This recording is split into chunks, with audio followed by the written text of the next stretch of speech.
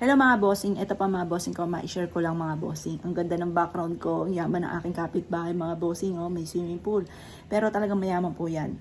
Ngayon pa mga bossing, huwaran po natin yan. Yan, kaya gusto ko dito mga bossing ko dito sa terrace. Unang kita ko pa lang parang wow, ang ganda ng view. Ayan. Ngayon pa mga bossing, ito na, ma-share ko lang. Kahapon mga bossing ko, sobrang sakit ng ulo ko. Hindi nga po ako naka-video mga bossing ko, tas pahiga-higa ako. Pero syempre, nandun pa rin, nakapaglinis pa rin po tayo, tas nakapag-upload pa rin po tayo. Pero yung pagbibideo, talagang sobrang sakit. Itong gato ko mga bossing, ang sakit mga bossing. Nagpahilot ako sa mister ko, kaya lang nadupang po ako mga bossing ko dahil nung ako po yung nakatulog na, in-stop niya na ang pagmamasahe. Ngayon pa mga bossing, itinimbre sa akin ng anak kong bunso, Mami, nung nakatulog ka na, tinigil niya na ang pagmamasahe. Yan. Ngayon pa mga bossing, ano man mga bossing, eto mga bossing ko nakatulong. Hindi po ako kasosyo nito mga bossing, parang na-share ko lang dahil natutuwa ko mga bossing ko dahil nakatulong po siya. Pero syempre, umiinom din po ako mga bossing ko ng Biogesic sa sobrang sakit mga bossing. Tapos, parang nirayuma ako mga bossing ko dito, mga bossing sa aking hinlalaki. Dito, ang sakit-sakit mga bossing. Ngayon, meron pa rin pero konting-konti na lang mga bossing.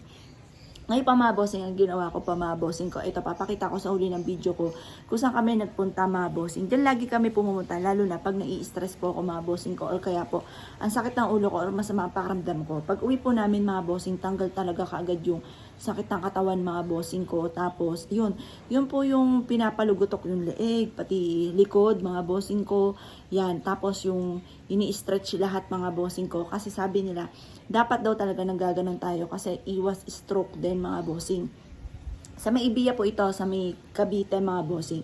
Kumbaga, na-share ko lang sa inyo, baka po kayo ay isa rin sa mga nakakaranas ng ganyan. Sobrang pagod, tapos, yun nga po, masakit yung likod po ninyo. Yun, nakakatulong po yan mga bossing ko.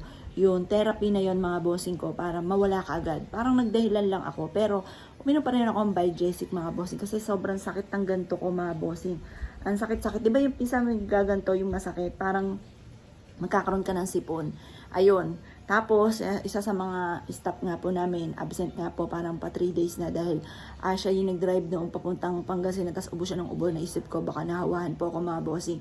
Kaya kahapon na paggising ko, sobrang sakit talaga ng ulo ko mga bossing ko. Talagang hindi ko makaya, hindi ko kaya makapag-video mga bossing ko dahil nga po, sa sobrang sakit po niya mga bossing. At eto mga bossing ko, pakita ko po sa inyo kung saan kami nagpunta. Makita niyo po mga bossing ko, di lang ako nakapag-video hagardo, itsura ko nung punta ko doon mga bossing. Pero nakatulog ako mga bossing ko at na-relax ako mga bossing, lalo na pag minamasahe yung paa. Tapos nagutukan po siya mga bossing ko. Talagang ang sarap mga bossing. Tapos yung gato ko, ang dami daw pong lamig, pati yung likod mga bossing, talagang ang sarap. Ngayon pa mga bossing yan, na-share ko lang sa inyo pero hindi ko negosyo po yan. Na-share ko lang, natuwa po ako dahil nung umuwi ako ng gabi, parang ang sarap sa pakaramdam, tapos yun, nakatulog ako ng mahimbing.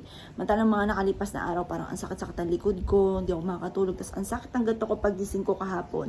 Ayun pa mga bossing, yun lang yung ginawa ko mga bossing ko. Tapos, ayun, ang sarap nung nagising ako kaninang umaga, ang sarap ng gising ko kasi nga po, nakatulog ako ng mahimbing at tapos wala na yung masakit sa likod ko. Doon, maa-amaze ka mga bossing kasi lagutukan yung leeg, yung likod. Pili lang kayo kung ano yun. Ang ginagawa namin doon, yung sa whole body. Tapos 2 hours mga bossing ko. Yung first time namin kahapon talagang sobrang nakatulog din yung anak kong bunso at saka yung mister ko mga bossing ko. Tapos paggising po namin, nung tapos na ng 2 hours ginising kami, ang sarap sa pakaramdam mga bossing.